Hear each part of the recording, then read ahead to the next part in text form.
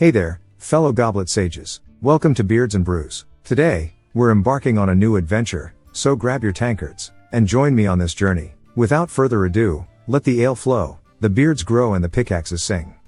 Welcome little dwarfs, to the plains of Sol. One might be forgiven to think all is well upon looking at the sprawling dwarven civilizations that span our world, where dwarfs hide in the safety of their underground fortresses and count their riches.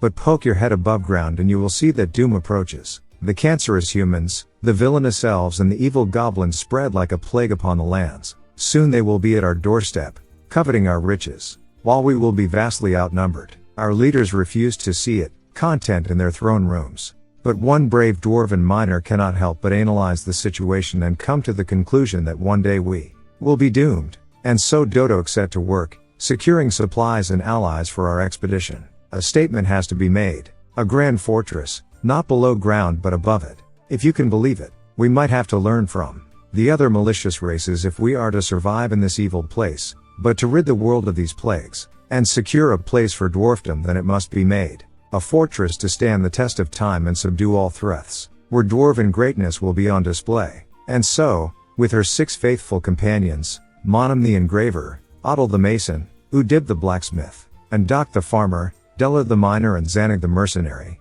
Dodok set out for the hills of Tarnish, a terrifying temperate grassland. After a long and perilous journey, our crafty dwarves finally arrived here at Bimlektad, SlingLure, an evil forest, where ungainly creatures abound and the sky itself rains evil down upon us. But by a muck's grace we will survive.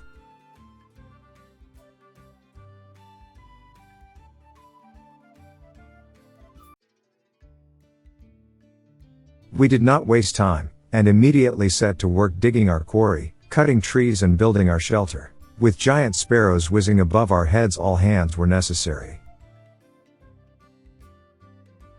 Things were progressing smoothly, until a new pestilence assailed us. Malodorous slush rained down from the sky, coating everything and everyone, sickening all the unfortunate dwarfs and giant creatures alike. But we did not let that stop us. Work slowed, but with a nice lake to wash ourselves, and a temporary hospital to heal and rest, we did not let that stop us. But now our priorities changed. Slowly but surely work on our temporary shelter continued. We now had beds, workshops and the roof is almost done. However, water is still a problem. Walking over the foul mud back and forth to clean ourselves is not ideal. So we began work on a new, safe well. While digging throughout the mud we found an unexpected bounty, a nice collection of rough blue jades. Maybe we will have something for the merchants after all. Today, we started filling our well. Soon we will be able to wash ourselves like proper civilized dwarves.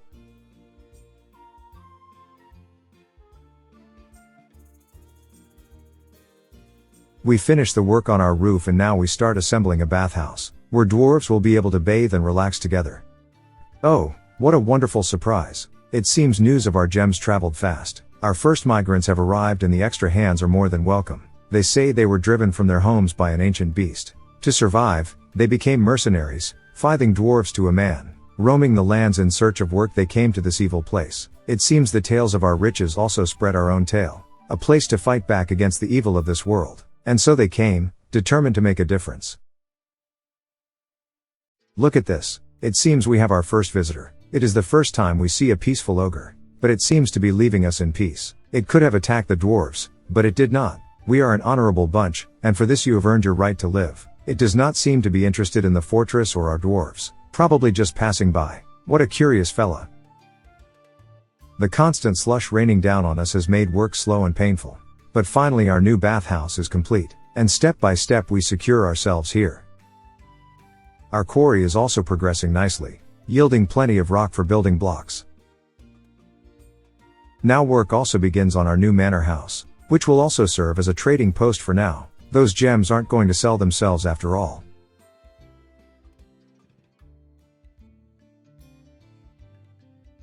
It seems in our hurry to gather stone we have breached an aquifer. It could become a source of clean drinking water perhaps.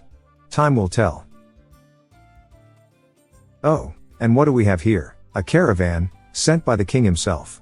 They say they come as a favor, out of the worry the king has for our well-being. But we are not fools. They are spies or saboteurs surely. With how little they offered for our precious jewels, we have no doubts. Off you go. Go report your findings to that cowardly king. We now have a working hospital, next to our bathhouse. It isn't great, but we'll get the job done for now. Meanwhile, work continues smooth and slow on our new building. Praise be to Amok. Word about our endeavors is surely spreading. And with the help of our new members, more mercenaries come to join our cause. Fithing dwarves, with a plethora of useful skills. They will be put to good use, and that brings our number of colonists up to 22. With 3 children to be trained in our ways, Amok truly blesses us. Winter has arrived, and with it, a new threat. Ice. Yes, you heard me, ice. It seems the sudden drop in temperature froze all the water leaking from the aquifer. At such a fast pace it almost engulfed my fellow dwarves. The whole site will have to be interdicted for now, and a new quarry made. Meanwhile, we made a little addition on the side of our building. Here we will train ourselves, so we can be ready for the battles ahead. While above we have placed some workshops, building is slow, and space is precious. But life carries on. Oh no, some harpies have become agitated. One of them is right next to our child. Zanig is still on his way. Oh good, the child escaped. Now we wait for Zanig.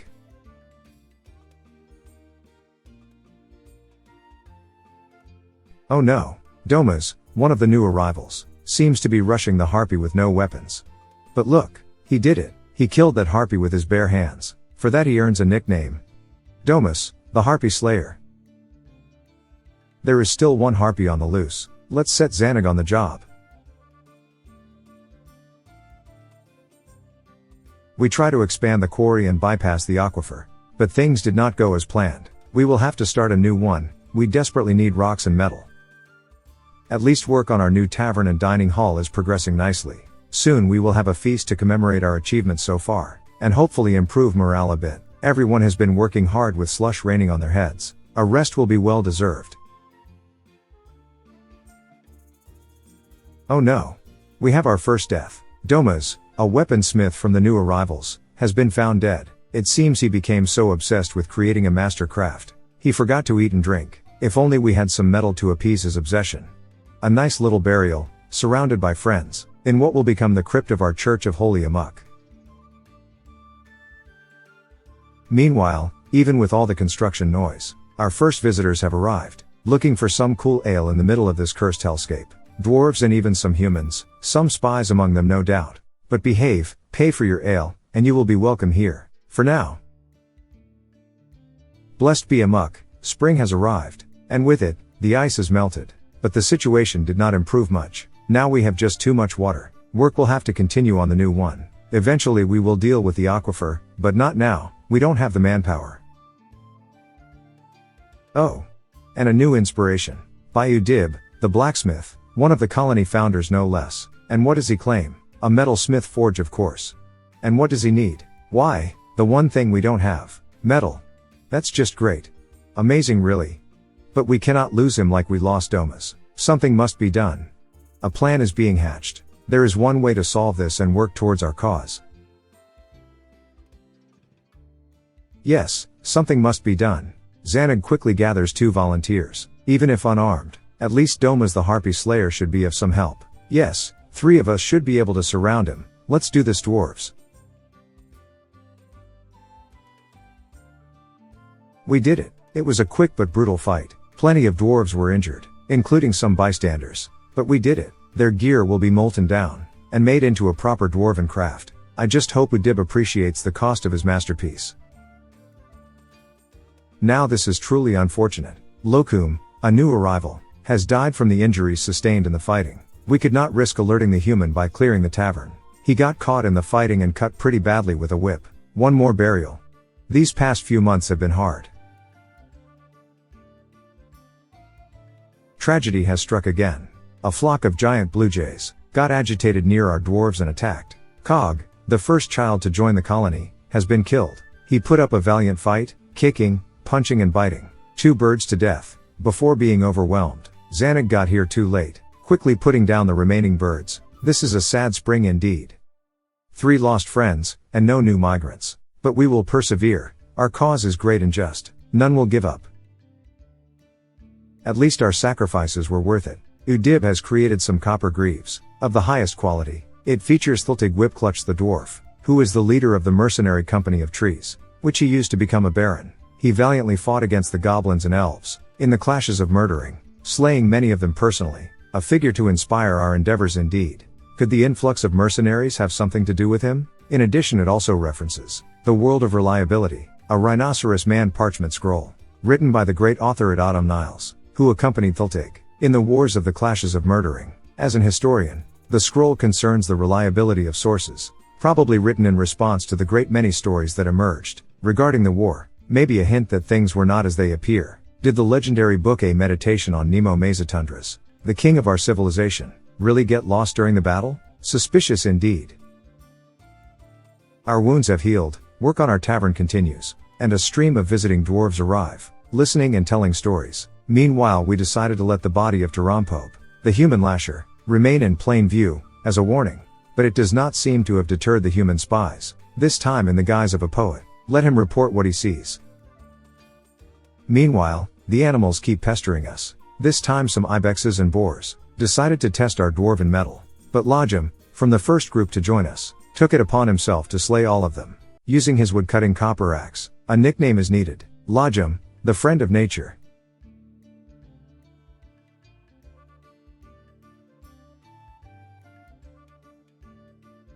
This time some eagle man got agitated while hunting an ibex, and charged our dwarves, but we made quick work of them. Since the slush rain abated, the animals have become a real nuisance, especially the boars. Oh no! Some dwarfs have fallen into the quarry. Thankfully everyone survived. And looky here, a caravan from the mountain home has arrived. This time they seem more willing to trade, seeing our progress without their help. Let's get some desperately needed goods. Some pieces of armor, some cloth, leather, and most importantly of all, an earthenware zubir, a musical instrument. Our tavern deserves to have some music. Ah, a good trade indeed. They could not resist our shinies. Work has been progressing nicely. We have prepared a proper office and bedroom for Dodok, our leader, as well as an office for our manager and bookkeeper Monum. We have also organized our fortress, cleaned things up, and finished our tavern. Now we prepare for the feast. Finally, let the feasting begin. We have plenty of ale and delicious meals for all, and Dodok has decried a whole month of holiday. From now on, 12th of Timber shall mark the true beginning of our fortress, and a festival shall be held each year, commemorating our victories, our heroes and our fallen comrades.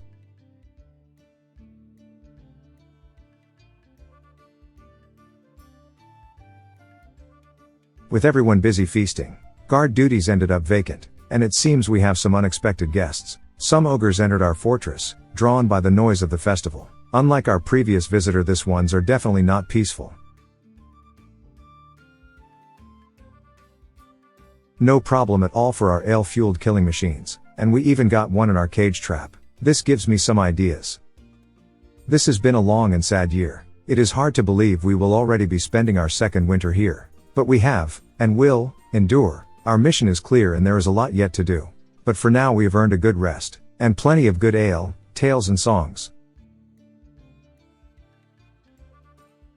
Thank you for watching. If you enjoyed the tale so far, then like, subscribe, or let me know what you thought, so I know if there is interest in continuing. I would like to end this video with a few notes. First, this is my first attempt at a YouTube channel. I hope to constantly improve, but not having the proper setup using AI voice was my only alternative. Second, the rain of slush. Honestly, I expected some kind of zombie making cloud. The slush has been both a curse and a blessing. It ends up killing most giant animals out there, which is great, but makes all outside work very slow, and angers all the dwarves. Which leads to the third point, which was the death of Cog. I grew so used to the constant combat notifications, due to the slush, that I did not notice poor Cog until it was too late.